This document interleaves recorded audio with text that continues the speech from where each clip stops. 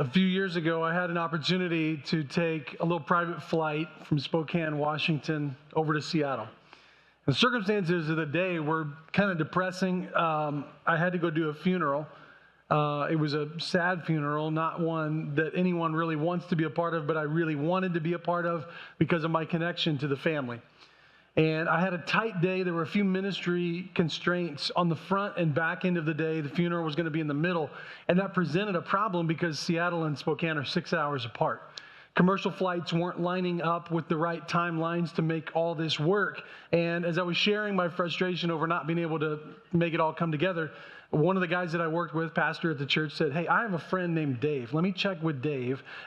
He flies every week on his own plane from Spokane over to Seattle. He goes over, he's got a house in both places, and goes over, and he might be going this weekend. You might be able to jump in with him and do it." So we reached out to Dave, and he said, "Sure, I'm going this Saturday. I'll arrange my schedule kind of around yours. You can have a car once we land at my house. You can go to the funeral and do it, and then come back, and then we'll fly back home."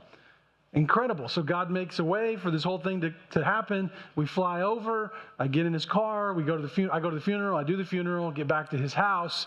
And we're in Seattle, or kind of the edges of Seattle. He's got an airstrip in his yard, and it's a grass airstrip. And as we're taxiing over to get ready to come home, he looks at me and he says these words. I'll never forget them. "It's going to look like we're going to hit those trees right over there when we take off. But trust me, we're not. Let's pray." And I closed my hands and looked at him, and it was like, yeah, we're praying, man. And it was in that moment that I started to unpack what had happened that day, and what was about to happen then is that I climbed into an airplane with a guy who I don't even know his last name. I mean, I just climbed in with Dave because a friend said he could fly, and now I'm going back home, and he just told me it's going to look like we're going to hit those trees right there. I realized in that moment that what Dave was doing by telling me that was not taking a moment to teach me a principle of aviation. That's not what was happening. What was happening was he was inviting me into a moment where I could take a step to trust him, and to trust that he knew what he was doing, that he was warning me of some difficulties ahead, at least emotionally, and that he could safely navigate them all to take us back home safely. That's what he was actually doing. He told me that so that I could take a step of faith and trust him. You know, as a church, over the last several weeks, we've been looking at stories from Luke's gospel where Jesus invited people to do that very same thing, where he invited them to take a step of faith.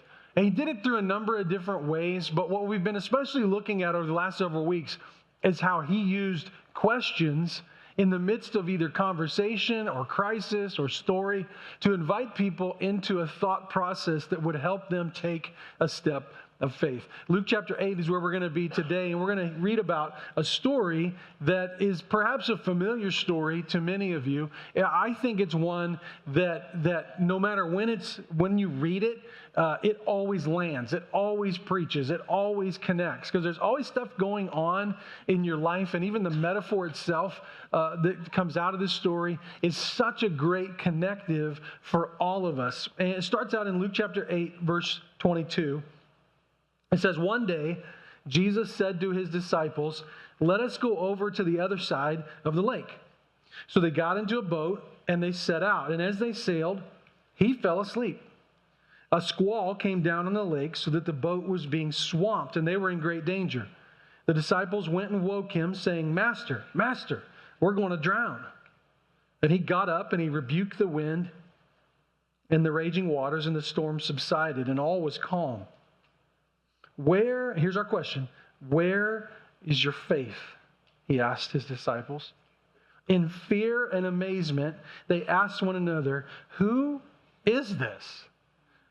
When he commands even the winds and the water, they obey him."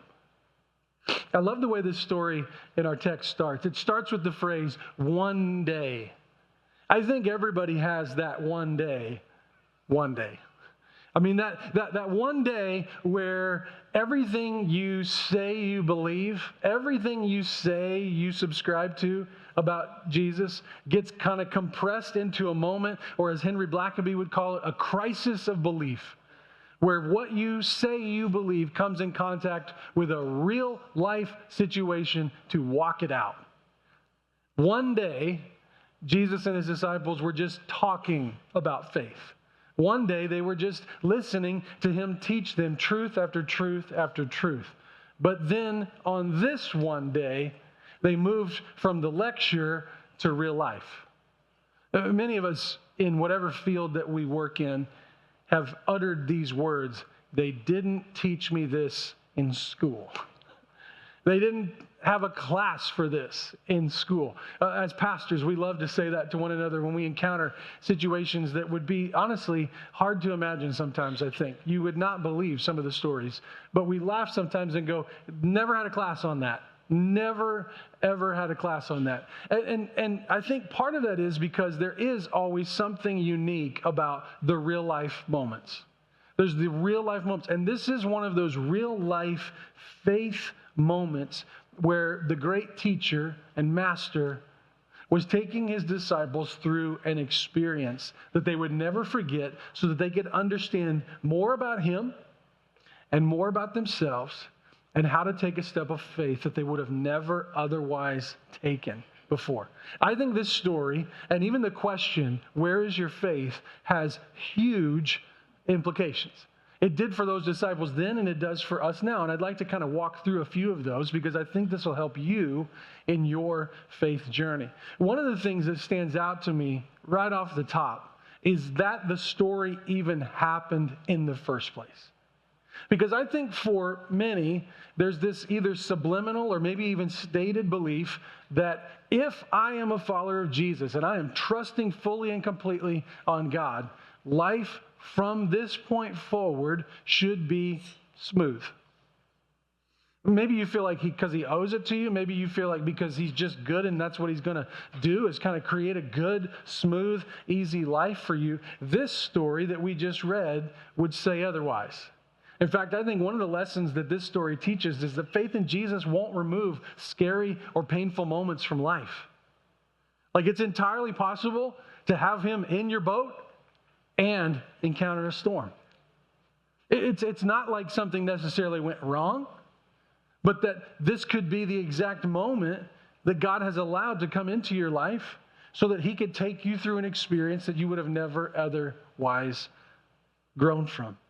What I'm saying is God isn't simply interested in solving every problem that we have. We tend to sometimes treat him like that's his sole purpose, is just to keep solving our problems. But more than anything, he's interested in developing our faith. And this day provided a moment for that to happen. You got the 12 disciples. A few of them are fishermen, professional. This is what they do. They're out on this lake all the time. But the nature of the terrain in this lake, Sea of Galilee, is unique. For one, it's 700 feet below sea level, which makes it a really kind of interesting dynamic in and of itself. If you were to go over to the Holy Land, even some of the properties of that water are different than any other type of water. It's a really unique experience. There's mountains and kind of some hills around that provide almost like wind tunnels. And then you combine that with the fact that this is below sea level, you almost get a downdraft of sorts that creates a really quick and potentially violent type of storm. These guys, at least a handful of them that were in the boat, had seen these things all the time. They'd been out in these waters before. They had walked through these difficulties before. But on this particular day, there was something about it that was especially harrowing. It was harrowing to the point that they thought this was it for them. And I think that highlights something that is a part of the faith journey that most of us just don't honestly love. We don't like. And that's that it's possible to go through these hardships with Jesus right there next to us. It doesn't seem like it should be like that, but it is. It happens to many in the Bible, though. There are many people who God would speak a very specific purpose or promise to, only to have something that almost seemed to work completely against that become the next immediate reality. Ultimately, God would always keep the promise or fulfill the purpose that he spoke, but often that most immediate next reality was not at all what God had said. Joseph, as a young boy, was told, you're going to do great things. You're going to be a great leader. What's the next thing that happened? His brothers sold him into slavery, and he spent decades oppressed before he would ever come to a place where what God had spoken became a reality. David was told, you're going to be the next king of Israel. And he found that all that did was create a bunch of turmoil in his life. He ends up being a fugitive on the run from the actual king at that moment, wondering if he would even live to see the next day. The nation of Israel was promised to go to the promised land. They didn't just walk right in, partly because of their own rebellion. But it took 40 years for that to happen. What I'm saying is there's multiple stories and examples of people who were told something very positive by God, whose next encounter with a moment in life was very negative.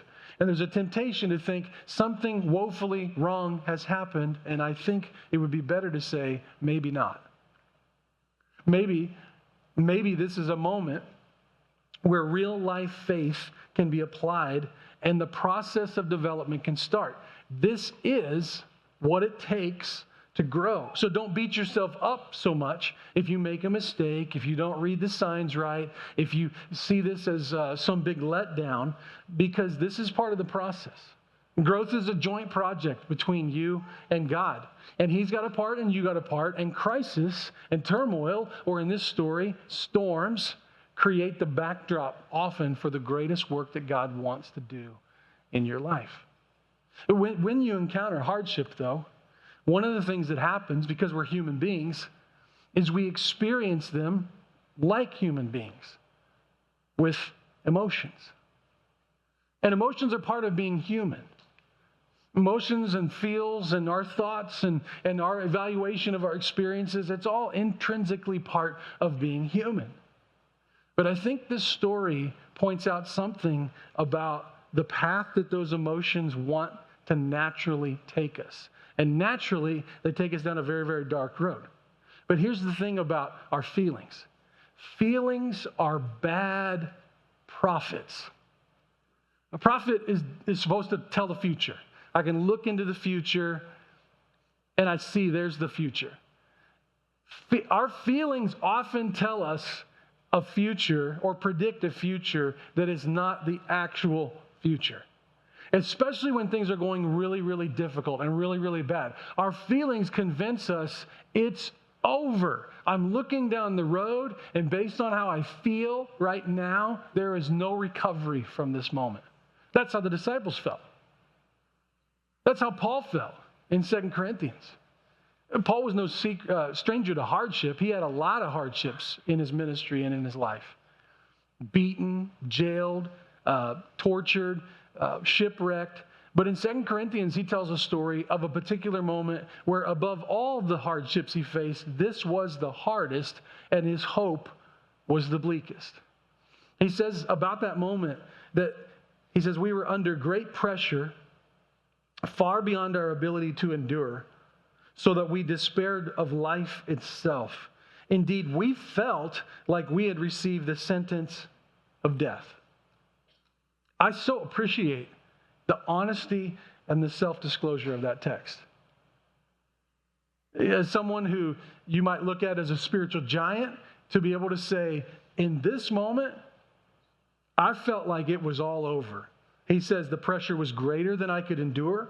I despaired life, and I thought we had been given a sentence of death, meaning we're goners. This is a foregone conclusion. If Paul could feel like that, oh, I know you could feel like that. I could feel like that. And you might not be facing his exact situation, but there are situations, maybe you're up against one right now in your marriage, that's causing you to feel those same feelings. It's pressure greater than you could endure. The sentence of death is all around you. Maybe it's a situation at work, overwhelming stress. And as Sunday starts to get towards 5 p.m. every week, the anxiety level starts to rise because you know that you're preparing to go to bed in a few hours. And when you wake up from that sleep, it'll be time to go to work again.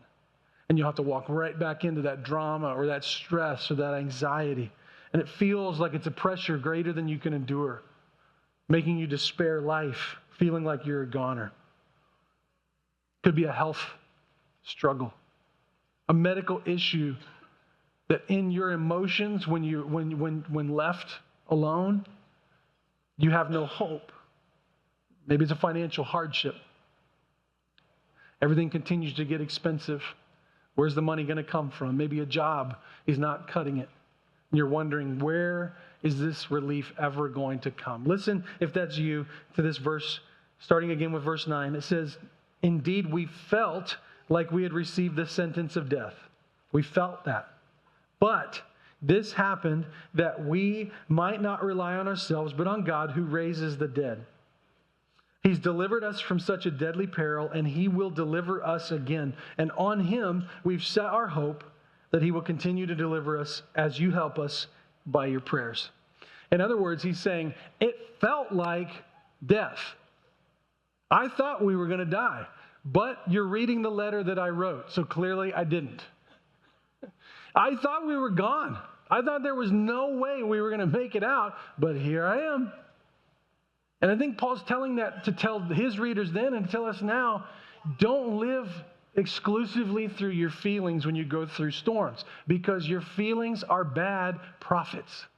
They predict a future that isn't true or isn't necessarily the reality. And it's in those moments that you want to lean into, where do I find a firmer foundation? Here's what the disciples did. They turned to Jesus, who, by the way, is sleeping. Did you catch that in the text? So you got four professional fishermen in a boat who would call this the most dire situation they've ever been in. And Jesus is sleeping. I think this does two things, highlights two things. Number one, Jesus' humanity. He's fully God, fully man. He gets tired. When you're tired and exhausted and wore out, you rest. When's the other time that you rest? When you are at complete and total peace. I sometimes look at my kids who have this ability to nap like that. And I'm like, how do you do that? Like, I can have an hour and say, I'm going to try to lay down. I am exhausted. I am tired. And it's like, I got 1 hour. Let's try to take an hour nap. And then it's like, well, I got 50 minutes. All right, now I got 30 minutes. Still awake. Now I got 20 minutes. Now I got to get up, because if I fall asleep now, it's going to be a problem, right? And I can't, because my mind won't turn off. I'm just going and going and going. I'm like, how do they do that? Oh, that's right. They're not carrying a whole lot of load. That's how. But here's Jesus at total, complete peace. And he's not at peace because he's not carrying the load. He's got all the load. He's holding the whole world together. The world was created because he spoke it into existence. He's holding the whole world in his hands. It's all on his shoulders, and he is sound asleep in perfect peace. He's not worried, disturbed, alarmed, or concerned about a stinking storm, because he knows that it's all in his control. And so once awakened, he rebukes the storm, and it shuts off. It's done, just like that. Water's quiet, winds are quiet, no more storm.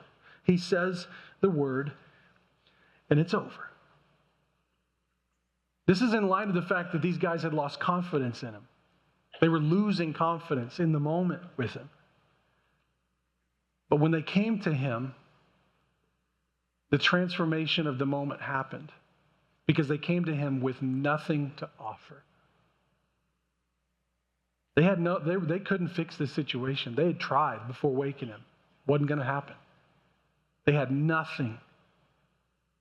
It was in that space where they had nothing that Jesus was able to provide the transforming power that was needed in the moment. What I'm saying is the end of you and me is the beginning of Christ in you and me.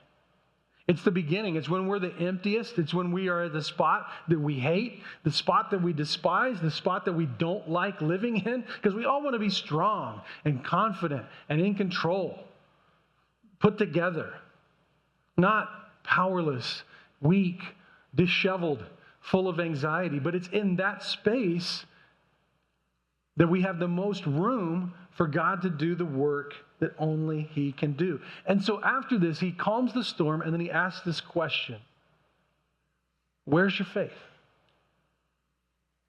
Where's your faith, guys? I really want you to make sure you hear what He said and what He didn't say. He said, where is your faith? He didn't say, how much faith do you have? I think a lot of times when we hear that phrase, where is your faith, we think of quantity and or quality. And we make it a goal to, I want to have more faith. I want to have better faith. I don't know how to have more and better faith. Do you? Like, how do you conjure that up? How do you make yourself have a better faith, a more faith? Faith is not about quantity or quality. It's in the object of faith. It's in the object of faith. That's why Jesus was asking, where is your faith? Not how much do you have, where is it? Was it in your own strength in the middle of that storm? Was it in your wisdom that we were going to die? Was it in your feelings as you went through this crisis? Where is your faith? Or is it in me? Faith is about the object of faith. It's the object of faith that makes something strong or weak. You could go walk with little faith on thick ice and you'll stay up on top of the water. You could have a lot of faith in thin ice and you'll go through it. It was never about, do I have enough faith? It was, is the ice strong enough? It's about the object of faith. That's why when we have this conversation, it's not about belief in belief or faith in faith. This is about belief in Jesus, faith in Jesus. This is, guys, the journey that Jesus has invited you and I to be on. A journey where we evaluate where our faith lies, how we live life with the tendency to do it in our own strength, but how we will inevitably come to seasons where whatever we think we have, it'll mean nothing in the crisis. And so in those moments, where is your faith at? Where is it at? And will you take that opportunity to grow through the moment, step by step? That's what we're called to do, be a people of faith, step by step, day by day, through the storm, not knowing when and how this is all going to turn out. In fact, when is kind of a key word in this conversation, because I think in crisis, we love to ask when questions. When questions. When is this storm going to be over? When will I find a spouse? When will the marriage improve? When will I get my dream job? When will this sickness end? When will this difficult season get over? When will the Colts win a Super Bowl? When will Jesus come back? Debatable which one's going to happen first. I'm not sure. When will this take place? You know what's interesting in this series? As I was studying ahead of this whole time, one of the things that I was blown away by, Jesus asked over 300 questions in the Gospels. Not one question, not one time did he ask a when question. Never did. We ask a lot of when questions. He never did. I think part of that is because he had an eternal framework. We struggle because we live often through a temporary framework, an earthly framework. And so a lot of our thought processes are tied to even just our human existence and our time here on earth without being in light of a big picture. When you live from an eternal perspective, when is like not near as significant. Not near as significant. In fact, I will say this about this story. One little thing that I wish was in it, in our NIV translation that we read, they moved a word out. Some translations will have it. But it's actually at the end when the disciples say, "Who is this guy? Who is he?"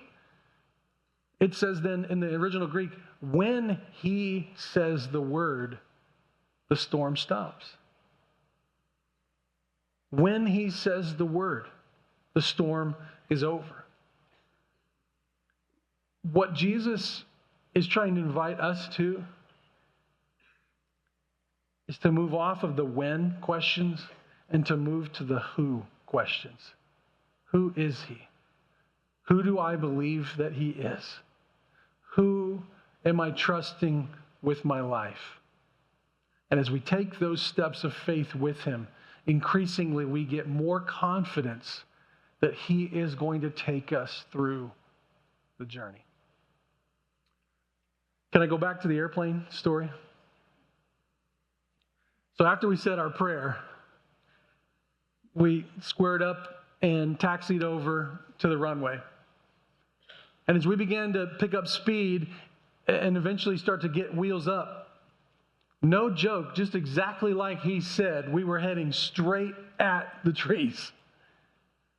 And I could feel myself getting anxious as we started getting closer. I don't know what I would have done if he hadn't warned me ahead of time. I was trying to play it cool. I was like gripping onto like the side of the airplane like that was going to help. And you know what else I had happen? I started to lift up my feet. Like somehow my feet coming up off the bottom of the plane was going to change the situation.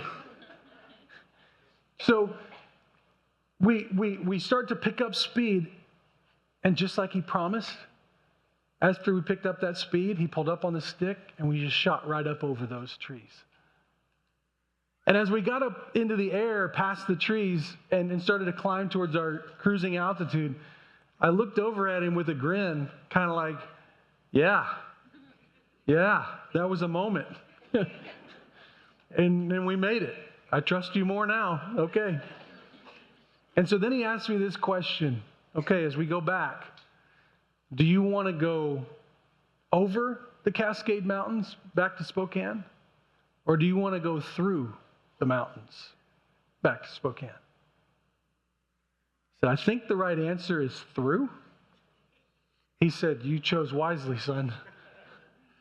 And he took me on the most incredible journey that I've ever been on.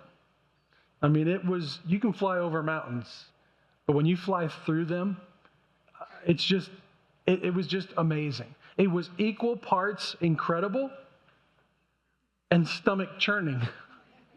I'm so glad that we took that route on the return trip and not on the trip, because I would have been a mess for the funeral. I think I crawled to my truck after we got landed. But it was exhilarating, and I'll never forget it. It was equal parts amazing and stomach churning. And I don't know if there's a better metaphor for following Jesus than that. It is equal parts amazing and stomach churning. It's the ride of a lifetime, but it will take you through some experiences where you will have to question. You will have to wrestle. You will deal with fears. You will go through anxiety. But ultimately, the experience is designed to get you to ask a question.